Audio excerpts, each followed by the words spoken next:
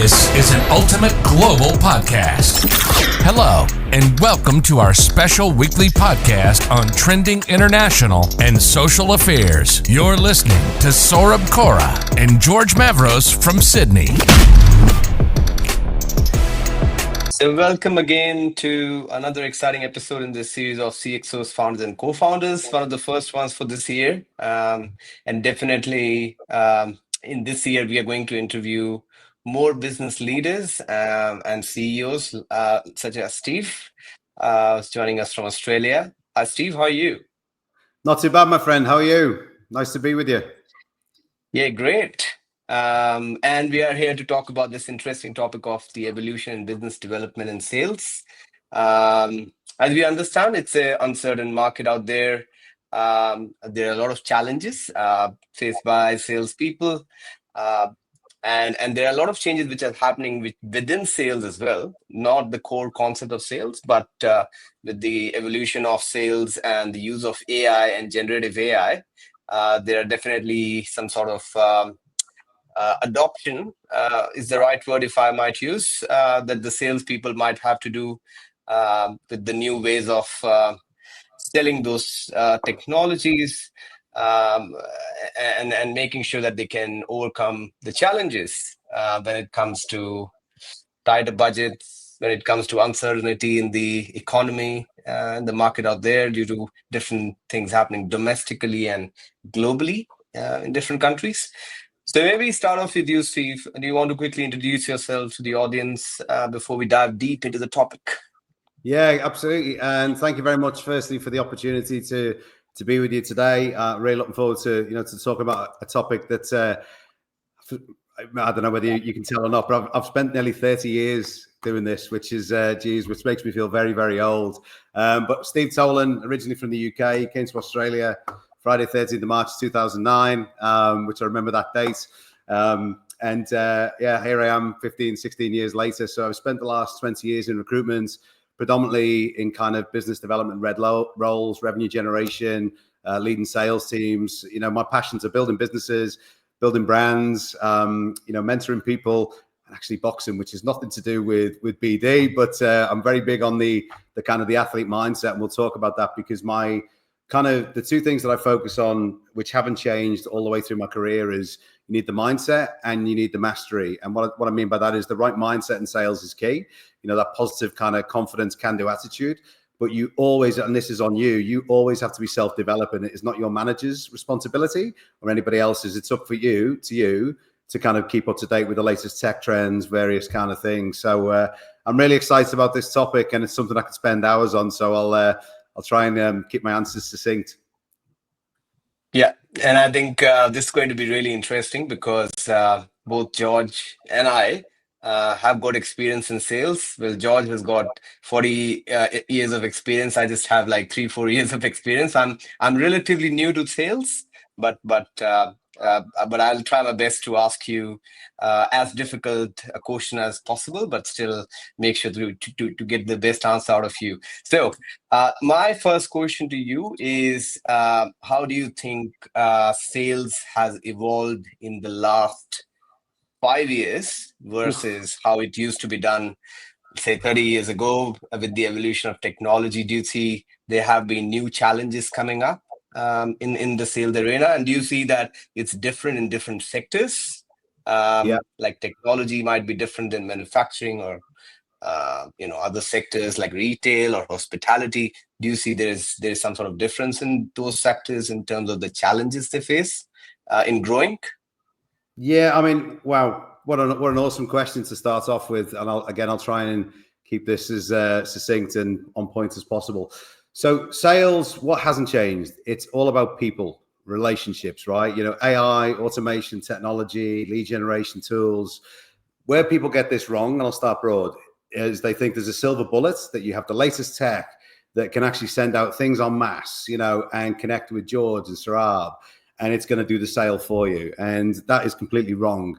Technology is an enabler, first and foremost. Whatever you use, if I sum up or give you an example of the businesses, and let's talk about recruitment, the businesses that will not just kind of prosper, but will actually remain in business in the next 3 to 5 years, I think, are the ones that embrace AI, embrace technology, and use it to become more efficient and allow them, and this is the key thing, to connect and have more conversations with more people, not, disintermediate that kind of bit between candidates and company.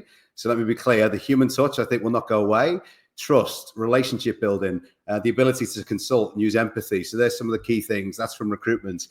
And to answer your question about hospitality and blue collar, I actually spent 3 months earlier last year working with a blue collar company. And it was fascinating because having been in the white collar space for quite some time, what I can tell you is, yes, things are different, but you still had to connect with the right people. You still had to qualify. Who would you speak to? Why would you speak to these people? What is your value proposition? Why would they want a conversation with you? So the first thing that I always say to our people in the business, do not sell. Right? Nobody in the history of the universe has liked being sold to. People might like to buy, if they identify what they need, but maybe just try having a conversation in the first instance. So, if it's Saurabh, maybe do some research, understand what is he interested in, where might you be able to help him, those kind of things. So I think the qualification, understanding your why, and the third thing, which I think is universal across any industry, is what is your unique selling point? Why are you better for someone to kind of conduct business with? So I hope that kind of answers the question. Yeah, it does to some extent. And I'm sure we will ask you more around that. I want to bring George in as early as possible to this discussion because I'm sure he's already rubbing his hands on this topic since the time I sent him the podcast link, because he also loves sales. So George, we have already covered a lot of episodes around AI, and you keep on telling this that there used to be a calculator that was also an AI 10, 50 years ago. So AI doesn't change a lot of the things. The foundation of sales still remain the same.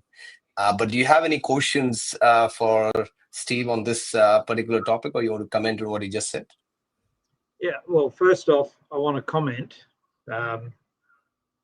It is so bloody refreshing to have somebody that wants to promote themselves as the latest and the newest, but he still talks about the bloody basics.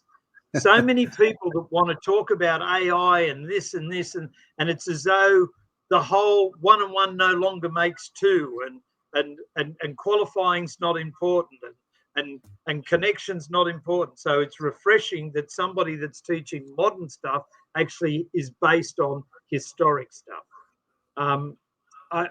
This is a bandwagon that I get on all the time. AI is about you doing the stuff that's laborious and can be done by something or someone else quicker to allow you to do the stuff that you should do yourself more often. So you go back, we used to chisel things on stone to communicate. Then we had pen and pencil. Then we had a printing machine. Then we had the photocopier. Then we have, right? But communication is communication. And no matter what you do with AI, no matter how you do it, whether it's on online, offline, inline, or other some fishing line, once you've got them, you still have to be able to connect. And so my question to you, Steve, to start the game rolling is, what do you say to the people that say to you, now that I've got all this AI, I don't have to be good at X, Y, or Z in sales or this. I can get AI to write that. I can get AI to do this. I get AI to do that. What's your answer to that? Mate, it's fascinating. So the issue that I face, being completely honest, is in some areas a reluctance to embrace the actual, the shift in technology. Some people are look, I am not a technologically kind of gifted kind of guy, as anyone kind of knows. However, it's ignorance for you to not go out and kind of explore, and you have to kind of trial these situations, these tools. So, ChatGPT, obviously, I use it myself. But what I do is I proofread things, or I sense check and go actually and see what it kind of comes back with. Use it for prompts. But when I'm kind of writing a few things or what have you. So the biggest thing that I've faced is that kind of reluctance where, people are trying to retain the old maybe ways of kind of working, which to be honest, I kind of understand. And I hope I'm going to answer this in the right way. I'm just going to answer it in roundabout way. If you put yourself in as the customer, and I'll talk about recruitment, right? So George, you've invited in 2 partners, and partner A turns up and goes, we don't really like using technology. We prefer to be traditional. We speak to as many people as possible. We phone them, and that's us. We're traditional, and we high touch candidate care. Fantastic. And then client or supplier B turns up and goes, we also really pride ourselves on the human touch. However, what we do is we're using technology that allows us to get to candidates 60, 70% quicker than our competition. And it allows us to actually speak and have more conversations with qualified candidates. That's what we do. Who would you go with? Right. So there's 2 different kind of propositions, both kind of focused on offering high touch kind of candidate. And that's what the conversation I actually had yesterday. I said, so with the evolution of kind of tools, so I don't think you can outsource, you cannot outsource a recruitment process end to end. It's just not impossible, because there has to be that kind of empathy, that candidate care, the ability to have a conversation with someone. So I don't think we're at that point where we'll see kind of complete end-to-end outsourcing. But I do think, as I say, those that kind of break down the recruitment process and kind of say, okay, this is what we can do. These are the repeatable tasks that we can outsource. This is how we can actually, pre-qualify people to make sure that we're speaking to the best. I think that's the way that that's how you will, continue to thrive. So hopefully I've answered that kind of question, George. Yeah. So I'm part of the BNI Business Networking Group International. Yeah. And they talk about tradition and innovation. Yeah. And equally, both are important. If you don't remember some of the traditional stuff and you don't embrace the innovations, either one, you're going to get into trouble. Either one. And one of the saddest things for me, I don't know what it's like now, but one of the saddest things for me about 15 years ago, when many recruiters got real clever and real smart, and they didn't have to read resumes anymore. Yeah. So people would send through their resumes. The program would be looking for 16 particular words. The person didn't use those particular words, so they just didn't get an interview. Yeah. Now, to this day, I cannot tell you about Porter's 5 Ps, right? But I launched WD-40 and Armour All. I was the managing director of Artline New South Wales. I've had a long career in sales, but if I sent in a resume and I didn't talk about Porter's and your program wants it, you're not going to interview me. Mm-hmm. And that, now I don't know whether that's still the case, but that was the misuse of AI. Yeah. So we got so carried away with the screening process that we missed people that just don't talk like that, but can do the bloody business. Yeah. You remind me, actually, Steve, of an ex-business partner of mine. And I had a couple of people say to me, you can't be serious about Gavin. He's got an accent. Like half Australia's got an accent, my friend. But yeah, again, this pre-judging and pre-conditioned ideas. So yeah, mate, I understand exactly, and it's that kind of unintentional kind of positive kind of bias. So we I mean, there is, if I'm fair or protective of the recruitment industry, what we saw last year was a rapid decline in job openings, but a rapid increase in kind of applications. So even looking at some of the Seek data, there were thousands of applications that were kind of coming through. Now, you cannot physically respond to everybody. So where I see technology in various things is, can you use, so I was with LinkedIn the other day, and, they get on emails that go through and kind of Recruiter, the AI-led outreach kind of things get a higher response rate, which is interesting, right? So, it's giving you kind of prompts and various kind of things. So I look at this and I go, you have to embrace it, but ensure that you put the personal touch, right? So if I look right now and I go even in our business, what are the key things the initiatives that I'm trying to drive? So there was 2 kind of AI kind of led platforms that we're looking at. So Perplexity.ai, as a search engine, you may have kind of come across it. Someone introduced me to it, and I'm blown away with just the the information of various things. It's not 100% accurate in parts. You have to decipher. But here's the thing: when I look at this, what is it people say? So salespeople, I don't have time to do the research, or I haven't. There's no excuse, because it's done for you. These tools can do it for you, right? Within 5 minutes, you can pull up stuff that you go, oh gee, and you should know that. So that's not an excuse, and that's where you can use it intuitively. The other tool that I looked at, which is less than, I think, about 12 months old, is Bordy. If you come across that on LinkedIn, if not, just have a look at it. So Bordy, AI-based kind of social networking tool, which I was playing with yesterday, and again, some people say, oh, it's not, it's a bit clunky, this, that, and the other. I'm going, yeah, it's just had 8 million seeding that kind of come through. So this is, and for me, when I look and go, do you think that over the next 6 to 12 to 24 months that this tool will increase, get more intelligent, and also if it's connecting people, right? Who do you want to connect with the right? I'm going, that interests me, right? Where I go, again, I don't have to be the AI kind of guru, but you should know enough to understand and go, this is what's out there. How can this impact us? And I flip it on its head when I say to our team, when I look and go, the initiatives that you need to focus on right now. So going back to that earlier question, sales has evolved, and all your potential customers, candidates, have the same access to technology, to AI that you do, right? So they should know, what is my need, right? Well, I want to go and speak to a recruiter. Okay, cool. Who's out there? What they're looking for is they're trying to get an understanding, I fully believe, of who's best to work with. Who would I enjoy a relationship with? Right? Okay, this Steve guy, he's out there. He looks a bit quirky. He's got a funny accent. He uses a lot of video. He's always talking about BD, growth, personal brand. No, people understand and they know kind of what you're about. If you want to get ahead in whatever field, promote yourself. Use your elevate your personal brand. Right now, that doesn't mean you have to become a video kind of king, but how do you project your why to people? That's the key thing. Video is the way of the future. You look at LinkedIn now, how it's kind of altered the layout. It's very TikTok-y. Video gets, I think, a lot more kind of engagement. I don't know the exact stat, but people's attention span has gone. So video works, and also LinkedIn. People say, oh, we're trying to get away from the reliance. It's the opposite. You have to learn how to master it and use it in the right way. So they're kind of three of the things. But to go back, I'm sorry, long-winded answer, George.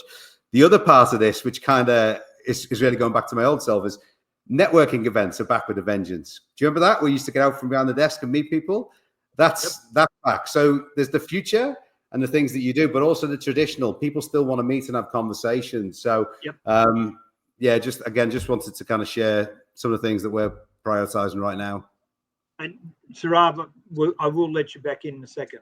One of the interesting things about, for all this new technology and for all this new stuff, including the years of COVID, BNI, which is fundamentally based on a face-to-face networking proposition, has had 40 years of continual growth.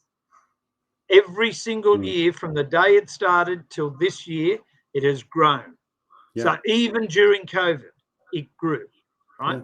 Yeah. And since COVID, it's gone even bigger, brighter, and better, back to face-to-face. So just on that, one of the things that annoys me is when people turn up at a BNI meeting, which is based on meeting a whole lot of people, which you can't possibly do in 30 minutes. We have a system where you bring business cards, and the business cards get handed out. And all the young bucks that are the modern day salespeople, and you say to them, oh, have you got business cards? Oh no, I've got it on my phone, or I've got my electronic. And I say to them, there's 50 people in this room. If you put 50 cards on that tray, it goes around the room. There is no way you're putting your phone on that tray or you're going to meet 50 people. And this is where people think it's the, yeah, that's great. I'm useless. Great. Yep. I'm useless. Yep. That's fantastic, Saurabh. Now put your bloody phone on a table and send it in a room with 120 people and see how far you get. It's not going to happen. It's not going to happen. So if that's the way you're going to do business, don't go to a meeting where you can't meet more than 10 people, because that's a waste of time. Yeah. You've got to have both. You've got to have both. I actually thought you were going to say something else there, George, which is go to a networking event. But here's the thing. George has just said hello. Don't pitch him. Don't pitch him straight away. And that's where I think these days people need to understand where I'm going. Remember, it's 1 to 8 touch points to make a sale. Maybe get to know the guy. Maybe have a conversation. Yeah, shit, swap the business card. And you can see it, mate. Like, this is where I think people have lost have a conversation, get to know them, that qualification piece. The fundamentals haven't changed. Whether you connect through LinkedIn, AI, or whatever, you've used whatever tool, you spark people's interest. So when I devised my own sales process, it's a really simple kind of 5 steps. First one, attract attention. How do you do that? However you want, social media, email, I don't care, whatever. The second thing, engagement, generate engagement, right? So someone you engage in a conversation, build rapport and trust is number 3. Number 4 is hopefully you identify an opportunity. And number 5 is really simple, you close. And everyone says, how do you get from 1 to 5? And I go, master number 1. Yes. And they look at me and I go, what do you mean? I said, if you don't master number 1, don't worry about it, because you won't even get to 2. But people spend so little time on trying to actually connect with the right audience, right? They just want to go, boom, information kind of overload, right? And don't define who their target audience is. So, yeah, I'd just a couple of examples of the old school ways mixing with the new, I think. Yes. Yeah, why I was showing you that on LinkedIn was this is something which a lot, as George pointed out, is a very Gen Z and millennial thing. A lot of people beyond that don't generally agree with that because they have never seen that, and I think both have got their own pros and cons according to me. I'm not a big supporter of either business cards or LinkedIn. I think it should be a balance of both moving forward, because LinkedIn has got its own advantage because it's on technology on your phone, and business card where people don't have access to LinkedIn. How will you reach out to them? So there needs to be a balance of both business cards and maybe also doing some sort of outreach on LinkedIn. I'll try to be as diplomatic as possible with you, George. No, Saurabh. I'm not saying it shouldn't be. What I'm saying is you cannot just pick up one and let go of the other. I was at a networking meeting this morning. I didn't have my phone with me. So if you and I had met at that meeting and you go, oh, look at this, I'd go, well, that's terrific. I don't have my phone with me. But I had a pocket full of business cards, and there was 6 people there that we just didn't have the time to meet because the meeting was running out of time. 4 of those people have now followed up with me by email and 2 by text messages, right? Yeah. So each has its purpose, but you can't just get rid of one and not have the other. Yeah. Horses for courses. And to your point, Steve, what I say to people is, I'm not a cat person. I'm a dog person. But I accept the way a cat smooches up to you, it still feels good. And then I talk about the octopus. And I say, when you meet people for the first time in networking, be the cat, not the octopus. Yeah. And just to add up to that, Steve, I'm neither a cat person nor a dog person. I'm a big fan of 2 terms that I want to interrogate you more on. One is personal branding, and second is social selling. Yeah. So I think we both chatted about this before. I'm a big fan of personal branding and utilizing it when you are posting some stuff on LinkedIn, because I feel all the CEOs and all the important people that you want to talk to in sales are on LinkedIn. So if you're posting something on LinkedIn, everyone is reading it. So that's the first step for you to get some engagement and start building a relationship or rapport with them. Yeah. I've had so many people reach out to me on my LinkedIn just because of my posts, and they would say, I loved your post, I would love to meet you. Or I loved your post, I want to get interviewed on the podcast. I loved your post, I want to know more about what you do. So it's the starting point to drive a conversation and build a rapport. Instead of the old ways of just reaching out somebody out of the blue through cold calling or cold emailing without building a relationship. So the question is, do you think cold calling and cold emailing is becoming outdated, and the new way of selling is through personal branding and social selling? What's your take on that? How long have we got left? Great topic. So let's start with, and again, I'll kind of go broad. Cold calling.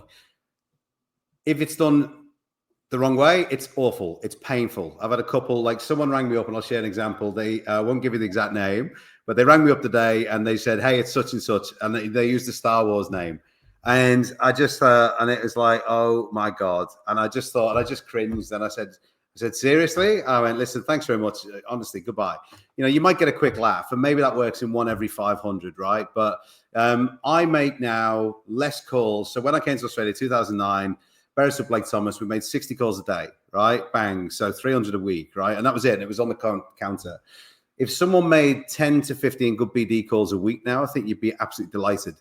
I make less calls now than I did, but every one of them, I tend to get an outcome, and it's positive. So the process has kind of changed. I would typically never call anybody who we hadn't had some form of connectivity, typically through LinkedIn, or we'd met at an event. So I think the first step is, I don't think cold calling is dead.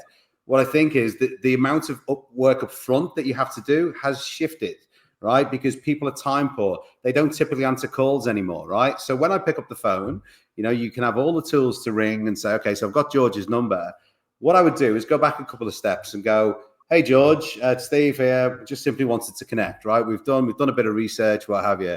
Maybe George starts liking my content, right? And then over time, you just reach out to him and go, mate, you know, I've seen what your interests are. I'm working with ABC. I just really like to come and have a conversation around the market. Like, we've got some common interests. And this is the first thing. There's no sell there, right? And I do this with people. Like, I had someone the other day. I'm working with actually a professional athlete, helping them on their personal brand. No, there's no fit. I do it because I'm passionate about it. And they said to me, what they actually said, and the comment was, what's the kickback you want? And I was like, there isn't, like, and so that kind of mentality, I think, is kind of gone. You know, people are almost like, you know, just waiting for the kind of the pitch. And I think what you see in this process with clients is, you will know, that's why I talk about the 5 steps: engagement, you know, rapport and trust. You will know when someone's ready, or whether they go, actually, I like you, because you haven't tried to kind of stitch me up on the first thing. So my cold calling, I think, is still appropriate when the research is done.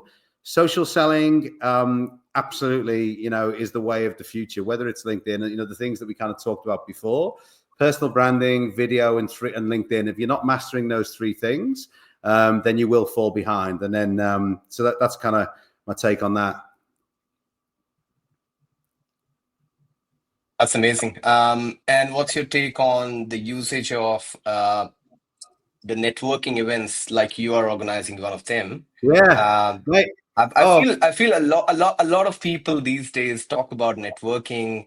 A lot of people are not even into networking, and they feel that they are introvert or they're ambivert or something like that. And I made a video on LinkedIn in January, and I said, like, even if you're an introvert or an ambivert, and you can start driving a conversation at a networking event, you might fail a couple of times, but at the end of the day, you'll get a grab of it. And you'll start getting better in that, because networking, I feel, changed my life personally when I landed in Sydney 5 years ago, because I wasn't good in networking at all. I wasn't good in meeting anyone. I didn't have any friends in Sydney when I landed. I didn't have any family, but now I have a big community because I took that first step to go out and attend events, no matter what whether I fail, whether I succeed. But I had that self-belief that even if I fail, what's the maximum thing will happen? You know, I'll feel embarrassed or I'll feel ashamed of myself. That's it. You know, so I can always improve on that. And I think that's something which most of the people lack. If they get embarrassed, if they get ashamed, they'll just stop doing it because they feel it's not for them. Instead of improving on that, they'll stop doing it. So what's your take on networking? Mate, you have to do it. It's necessary, right? I think couple of things, and this is just from personal kind of view. And I don't mean this to sound disrespectful, but I've never really been into the big conferences, paying an awful lot of money to go and stand there, whether you get a little kind of booth or whatever. You know, I think they're great, and I'm not, hopefully it's not disrespectful, but the hard work comes from attracting people to you, right? Which is where 10 years ago I decided to host my own networking events. So the reason my Stolen Co, which I mentioned there, you know, Pinpoint Talent, where I'm the MD and I work with the team. but I host events for the industry or the Mustol & Co banner. So one coming up in 3 weeks. It's called Change the Game, and it's a play on sports and business where I encourage everybody across the recruitment industry, competitors or what have you, to come and talk, because my belief is if we raise the standards in the industry, it's providing better value to our clients and candidates. So I'm completely fine with that. And 5 years ago, it was a bit taboo. Ooh, you've got some competitors coming. COVID changed that, and I think that was one of the positives. You know, there is nothing that we're doing in recruitment. There's 10 to 12,000 recruitment businesses in Australia. Everyone thinks they're doing something that's really secretive and confidential and stuff. I've got to be honest with you.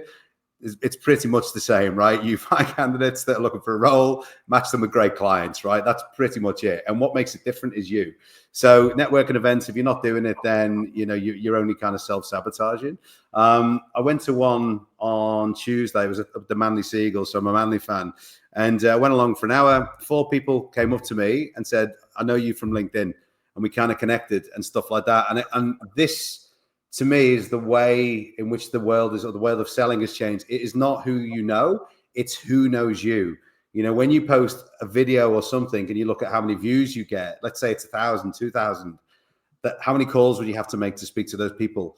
So, networking events are a necessity. I think we've seen, go to places where there's your niche or your kind of target market. So whether it's talent acquisition or technology or what have you. But you've got to get out and have open conversations, because that's where you really, you ask open questions, you uncover opportunities, but also, people want to get to know who you are. So if you're not doing it, then as I say, you're only harming yourself. There was a stat that I don't know if I shared on this podcast before, the one that you mentioned before about the videos, that if you are posting a video on LinkedIn, Copilot suggests that there's a 5% higher chance of people interacting on that as compared to text and image. And there's a 20% more likely chance that they're going to reshare that content with their network as compared to text and image. So videos are definitely getting more popular. What's your take on that, George? You talk about networking all the time through BNI and other stuff. How do you think networking is further shaping up business development and sales? So one of my roles in this region is I'm the chapter coach for the 26 different BNI chapters in Northwest, and I often get invited to go along and talk to them. And the things that they like me to talk about is inviting visitors, and the other thing is the actual protocols of networking. One of the things that I say to them is, I don't care what you're doing, whether it's a one-to-one, whether it's going to a network event, whether it's catching up for a coffee, whatever. It's all about doing it with intent. Yeah. So why have we got Steve on here is our question, and why am I going on there should have been Steve's question. And because if you don't have an intent, and if you're going to networking without a strategy and a plan and what you want to achieve from it, well, all you're doing is you instead of going to the pub, you've gone to some other place. For years, I have been critical of most business chambers. Not all, but most business chamber events that I had been to for many, many years, Steve and I and you would say, "Oh, we're going down to the business chamber after 5 thing tonight." Yep. Okay, I'll catch up with you and we'll have a few drinks. So the 3 of us would go and stand and talk to one another and have a few drinks, and we'd say that's networking. We already bloody know each other. Now, my idea of going to networking is to try and find new people to talk to. If I invite visitors to a networking event, if I invite you and Steve and it's a sit-down event, the first thing I say to the pair of you is, don't sit on my table. You already know me. Go and sit at some other table and meet other people. So it's about having intent, and it's about having a strategy, and it's about going to the right place. Many, many years ago, I went to it was the actuaries. There was a group of actuaries that got together on the eastern suburbs. No disrespect to any actuaries listening to me today, but I found them the most boring, droll sorts of people that you could imagine. but I needed to get to them to find somebody that could introduce me to an engineering section of the business world that I needed. I went there 3 times. I got my connections. That was it. Never went back. I couldn't even tell you what it was called. I know it was on. I think it was a particular road in the eastern suburbs. But the point was, my intent was not to build a relationship per se with them. And each one of the groups that I did meet on the 3 occasions that I went there, I was straight up and I said, look, my purpose of being here is I'm trying to meet people that could introduce me into this particular area of engineering. And I wasn't there to make lifelong friends. Okay. When you go to a networking event, the last thing you want to do is to be talking to people you already know, because you can do that without being there. You want to move through the room. You want to pick a group of people and you want to talk to them. And the best way of doing that is keep your mouth shut and keep your ears open. So ask, whenever you're speaking, all you're hearing is what you already knew. Whenever he's speaking, now you're getting something different. So you ask a question. I ask Steve, what do you do? And how do you find that? And blah, blah, blah. And he responds. If I'm controlling the conversation, I don't then respond, which a lot of people do. Oh, well, what I do is blah, blah, blah. What I do then is I would say, what about you, Sarab? What about you, Mary? What about you, John? Now I've got information on 4 of you. When somebody then says, well, what do you do, George? I don't tell them the part that's interesting to you because you're not the target audience for me. I tell them the part that's interesting for Steve or interesting for Mary. So, but whilst ever you're speaking, all you're learning is what you already know. So networking is about networking, not net drinking, not net sitting, not net eating, networking. Absolutely. And I think one similar story that I shared on LinkedIn, George, a few days ago was a woman that I met called Mariam Wood. She's now a mental health coach for men. But I actually met her at a sales discovery call 1 year ago when I was selling the product that I sell, Zenzai.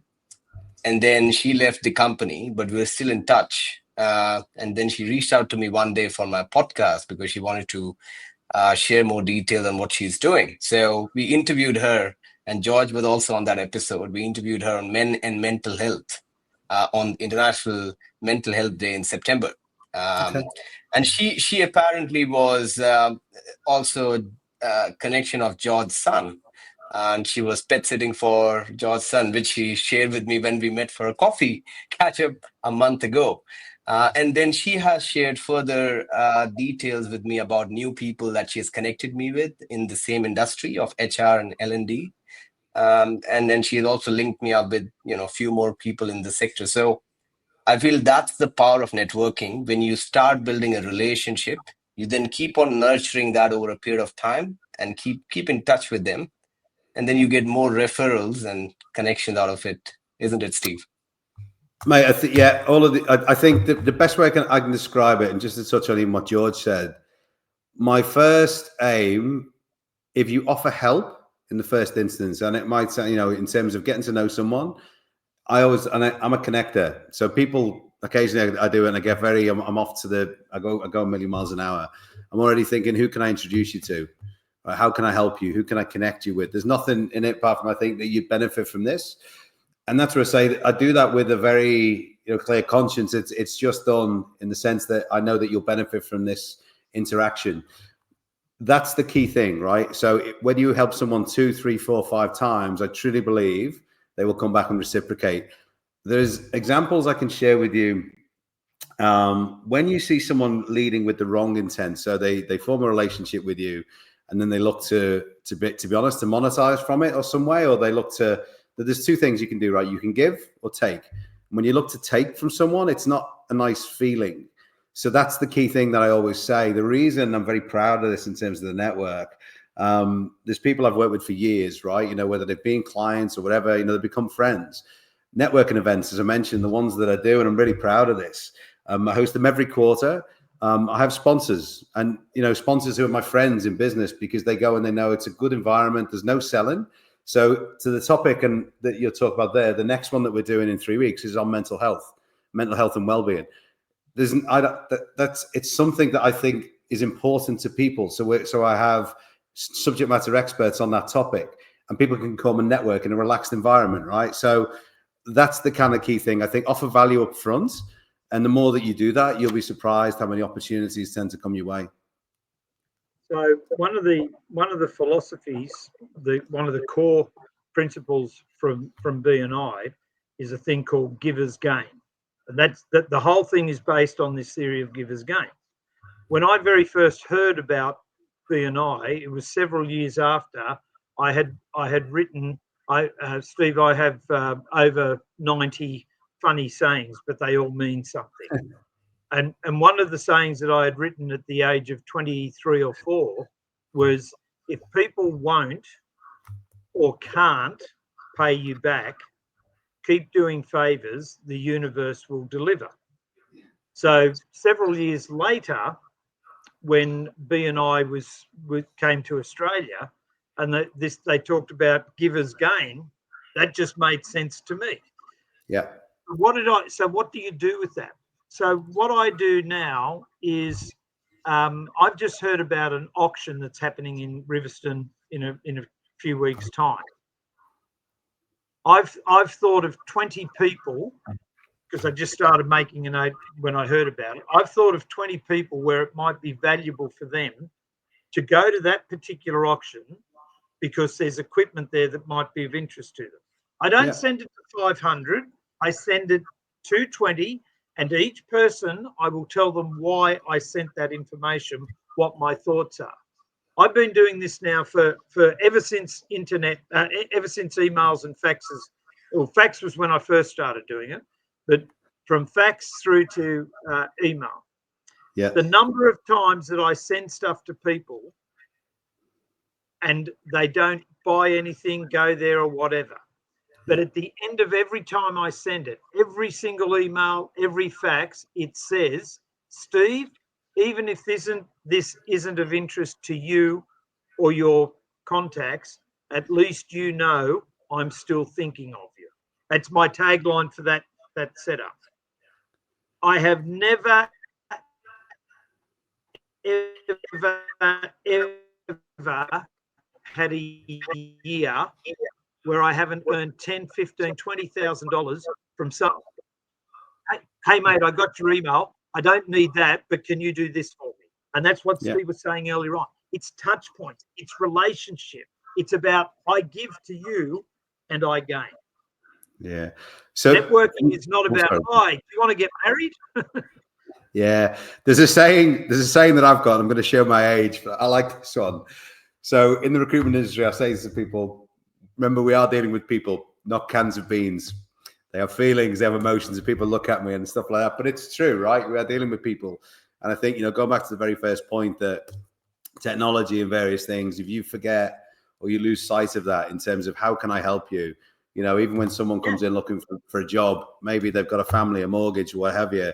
I think in recruitment, and we kind of take the mickey out of ourselves quite an awful lot, go, we're recruiters, but you do actually have the power to change people's lives. And I think that's the key thing. So the people that are more successful in this industry, another phrase I use, I say, harness the humanity. So going back, you can have all the tools and kind of various things, but the ones that tend to be doing better are the ones that actually put the work in, get to know people and truly understand, and actually take the care to kind of get to know people. So I think that kind of encompasses everything that we've been kind of talking about. What's your take on that, Steve? Sarab, just before you do, the other thing that I want to share with people listening to this, Sarab and I connected because I mentor uni students, and they go through like a mini MBA thing where they have to create a business, they have to do this, they have to do that, they have to come up with answers, they have to solve problems and all of that. During that group mentorship, I identified him and another chap as being somebody that I particularly had an interest in. I could see there was something about him. The next time I had a group of 8 students, and I call Sarab my son in business.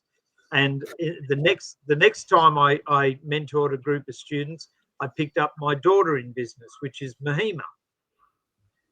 The last lot of uni students that I mentored in that same course used AI to create their plan. They used AI to create their group name. They used AI to put together their PowerPoint. They used AI to do everything. I have had no connection with any of them. And the reason for that, not that I dislike them, but all I know is that they can use AI. There's no telling me that I want you. I just need anybody that can use AI. And watching this, you young ones, I still need to know that you've got something between your ears that does more than just keep them apart. And if not, as an employer, I find anybody that does AI. And I think that's one of the things, George. That's one of the things that I posted on LinkedIn a couple of days ago, Steve. I wanted to talk about this. It's a very controversial topic. Half of the people won't like this. I said CVs, cover letters, and university degrees are outdated. What you really need to focus on is have a growth mindset, master LinkedIn, try to do something where you try to push yourself out of your comfort zone, challenge yourself to do something new, which you haven't tried, because that shows that you are ready to come out of your shell. You're not ready to just be in your enclosed shell, but you actually want to try new things in life. Like, for example, I started running 2 years ago. I never was into running. And I started running because I joined a park run in Centennial Park. So what they do is they do 5K runs every week. And I was like, I'm so lazy, I can't run on Saturday mornings. And I challenged myself. I'm like, I'm going to get up on Saturday morning and I will be running 5K no matter how hard it is. And then I started running every week, which actually helped me to build my body endurance. And now I feel very confident to run even 10K. I can run pretty easily without losing my breath. So that's an example of that. So do you think these are the qualities that we should be looking at in salespeople instead of looking into their CVs and cover letter and the degrees that they have, isn't it?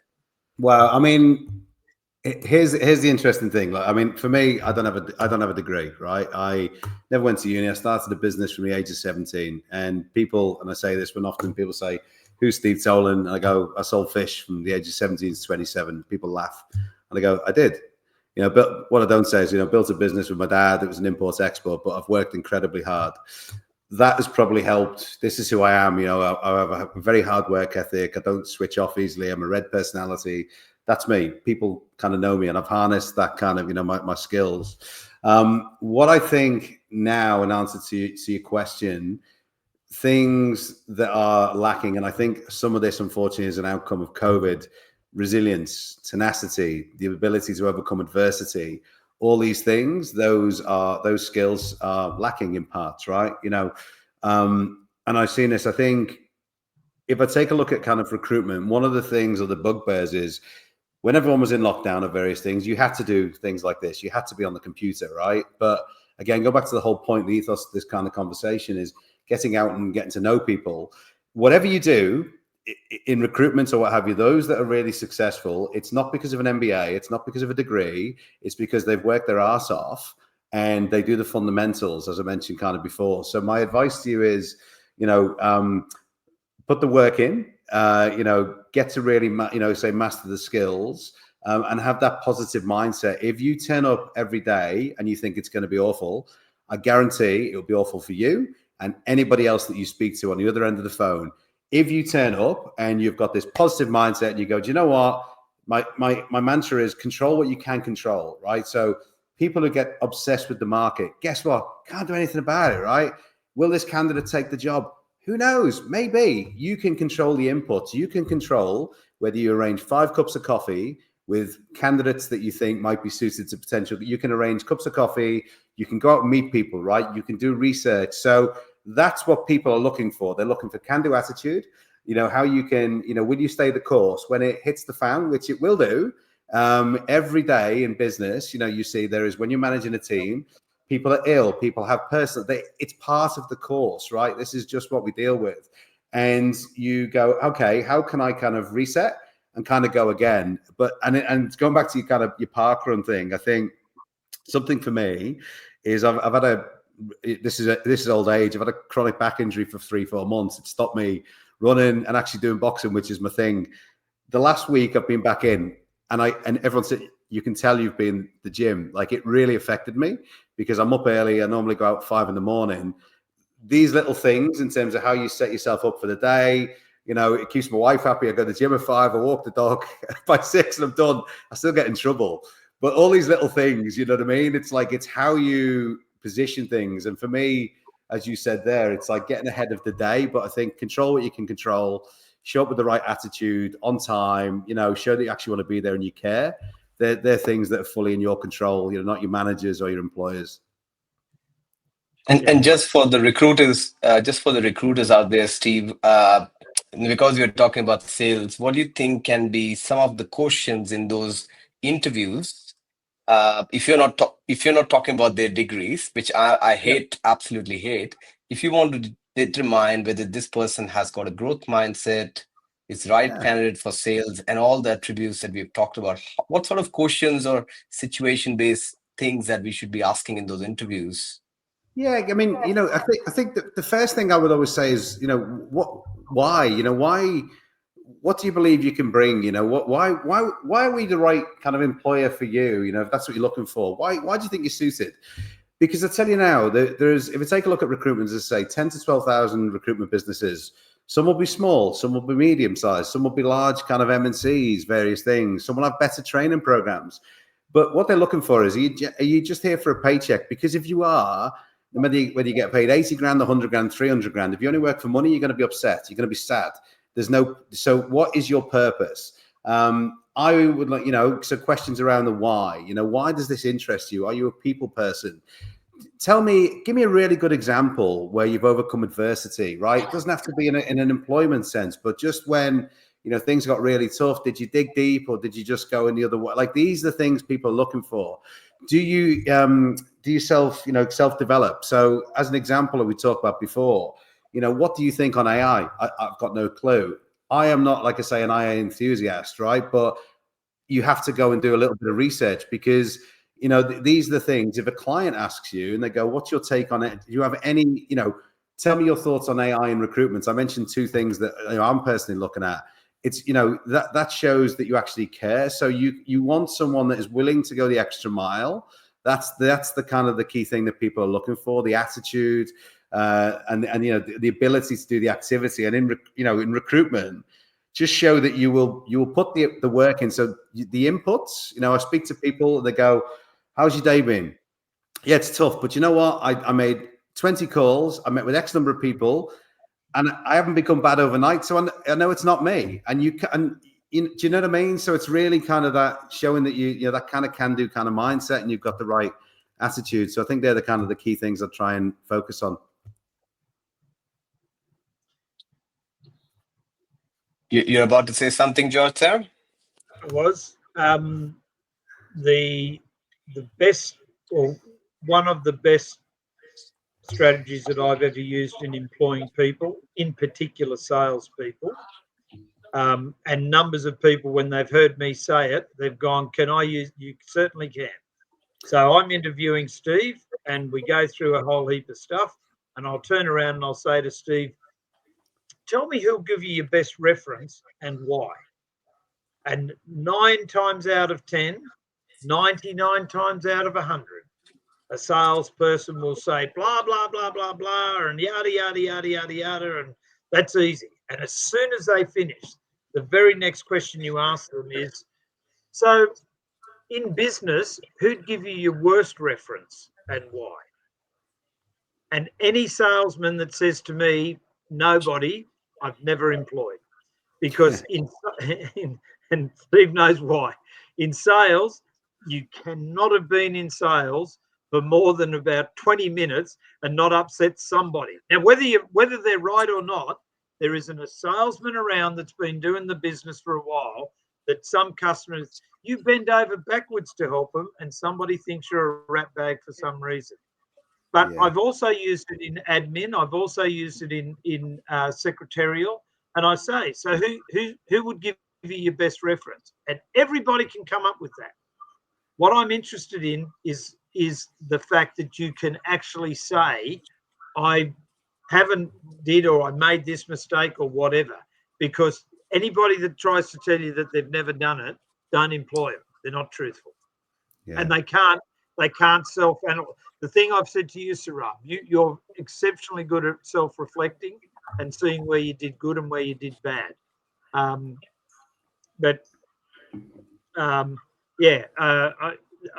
reckon there's got to be 20, 30 organisations now that have included that in their job interview, and that because they heard it when I was working with them. Yeah, absolutely. I'm very time conscious for Steve. One final question from my side, Steve, if you don't mind answering, is are there any resources, sales resources on LinkedIn, outside of LinkedIn, podcasts, videos that you use, or you want to refer to salespeople who are coming up in the market, or people like George and myself who always want to learn new things from others? Yeah, I mean, one podcast that I would, if I didn't actually reference this one, oh my goodness, he'd lose it. Life, the Battlefield by Mario Bekish is definitely one that you need to be checking out. So he's my good friend. I think he's got north of 100,000 followers now. And that's a great one. People from all different walks of life. You probably picked up, I'm very big into genuine people, life stories. And I think that's one of the kind of key things, for me when I look at, in terms of sales, that's probably one of the kind of the key things that I kind of look at. The one with, is it Brian Burns? Oh my goodness, that's the sales one. The Truth About Sales is another one that I kind of listen to, quite extensively. I enjoy listening to. I enjoy kind of that constant kind of self-development. So there's some of the key ones that I kind of say. The rest of them, unfortunately for me, they tend to be very kind of sports related. I mean, there's so many kind of podcasts that have kind of popped up now. Another good one is Hot Sauce by Mike Keating. That's kind of a good one that I've kind of listened to. So I've actually been a guest on. So there's a few examples. That's great. Just turning on my light because I'm in a shared working space. So you always have to dance in the room for the light to turn on. And if the dance is not proper, the light doesn't turn off. So you have to dance in a certain direction for the light to turn on. So that's the fun part. I'm just telling you, just good in a good chat. But thank you so much, Steve. Really appreciate a great conversation we had today. And if you are in the city, we should definitely meet. I will register for your event on the 27th. Look forward to seeing you there. Thursday, 27th, 4 p.m. Expert 360. Change the game against all odds. It's open to all. As I say, some sales leadership. I'm opening up with a gentleman called Ted Kofi. Ted is a former world champion. He's an entrepreneur. He runs a consulting business. He's a TV presenter for DAZN, Foxtel Main Events. Talks about personal branding, life after sport. Samantha Darwich, TEDx speaker, psychologist, executive coach. She's an absolute gun. Kamal Sama, just check him out. He's the chair of Are You OK kind of foundation. Simon Roberts, who's the head of player welfare, for the AFL. Ko Mazoudier, who's a professional boxer who's had trouble, mental health issues in the past. These people inspire me. They're so very, diverse in terms of their kind of thinking. It's open to all, mate. And I mean that genuinely. Like, there's no sale or whatever. It's free to come along, 4 till 6 p.m. Come along, meet some great people, get inspired and put a smile on your face. And as always, with all my events, there's live music. You'll have to be there to experience it. And anyone who's been before knows what I'm talking about. But, mate, it's been, thank you so much, Saurabh and George. It's been a pleasure to meet with you. So, please enjoy the rest of the day. And thanks very much for the opportunity to connect with you today. This is an Ultimate Global podcast. Hello, and welcome to our special weekly podcast on trending international and social affairs. You're listening to Saurabh Kora and George Mavros from Sydney.